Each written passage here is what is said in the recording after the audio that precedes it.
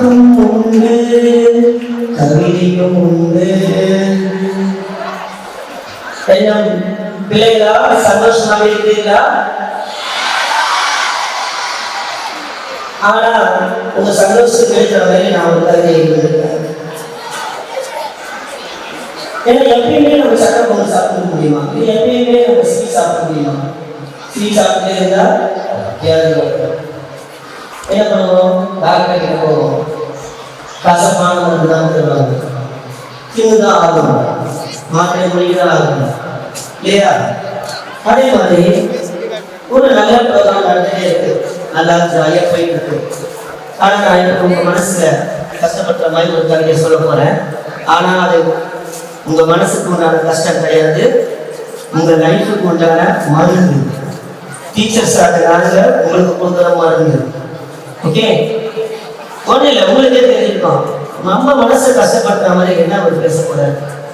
யாருக்காவது ஒரு ஐடியா இருக்கா? எதை பற்றி பேச போறது? செல்போன். கரெக்ட் தானே? சரி பார்ப்போம். ஆங்கிலேயரிடம் அடிமையாக இருந்திருக்கலாம். அந்த ஆங்கிலேயரிடம் அடிமையாகவே இருந்திருக்கலாம். பாழாய் போன ஆண்ட்ராய்டுடன் அடிமையாகி விட்டோமே. பாழாய் போன இந்த ஆண்ட்ராய்டு போனிடம் அடிமையாகி விட்டோமே. ஃப்ரீ ஃபயர் ஆடி ஆடி கடைசியில் உன் வாழ்வில் ஃப்ரீயாக ஃபயர் வைத்துக் கொண்டாயே. ஃப்ரீ ஃபயர் ஆடி ஆடி கடைசியாக உன் வாழ்வில் ஃப்ரீயாக ஃபயர் வைத்துக் கொண்டாயே. காதல ஏர்போர்ட் மாட்டிக்கொண்டு சேது போல் ஆகிவிட்டாயே என் செல்லங்களே. சேதுன்னா சில பேருக்கு ஒன்றும் புரியாது, இதெல்லாம் பத்தி நான் பிடிக்கணும்.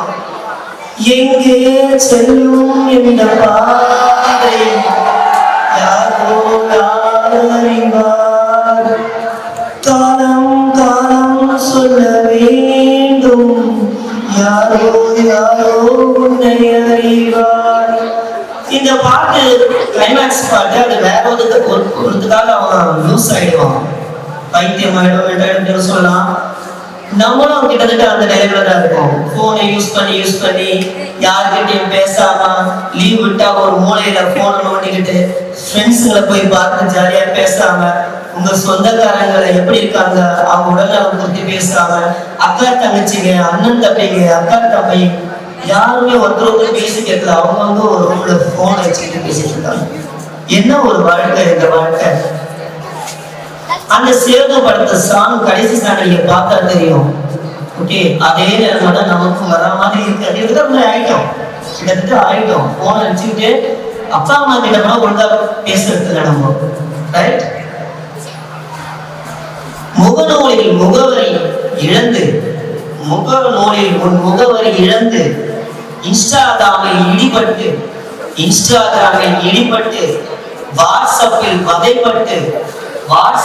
வதைப்பட்டு வாழ்க்கையை தொலைத்தாயே என் அன்பு மாணவர்களே. Girls also nowadays they are also addicted. Okay, செல்போனில் நேரத்தை செலவிட்டு உன் உடம்பில் உள்ள செல்களெல்லாம் செலவிட்டு விட்டதே. செல்போனில் நேரத்தை செலவழித்து உன் உடம்பில் உள்ள செல்களெல்லாம் செலவிட்டு விட்டதே. அலைபேசியின் வலைவீச்சால் உன் தொலைநோக்கு பார்வையை இழந்தாய்.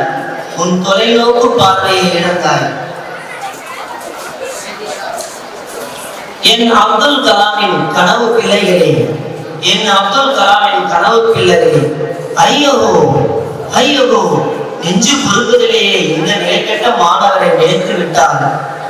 வஞ்சம் வைத்து அறுத்தானோ அந்த சீனாக்காரன், அவன் தயாரித்த கைபேசி நம் மாணவனின் சிந்தனையை வேறறுத்து விட்டது. மைக்ரோசாப்டில் விளையாடுவதை விட மைதானத்தில் விளையாடு.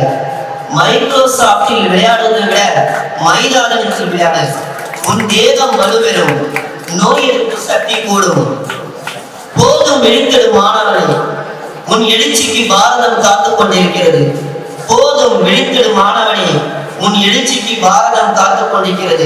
உன் கைபேசி தூர வீசு. உன் கைபேசியை தூர வீசு. நம் நட்புகளோடு அன்பாக பேசு. நம் நட்புகளோடு அன்பாக பேசு.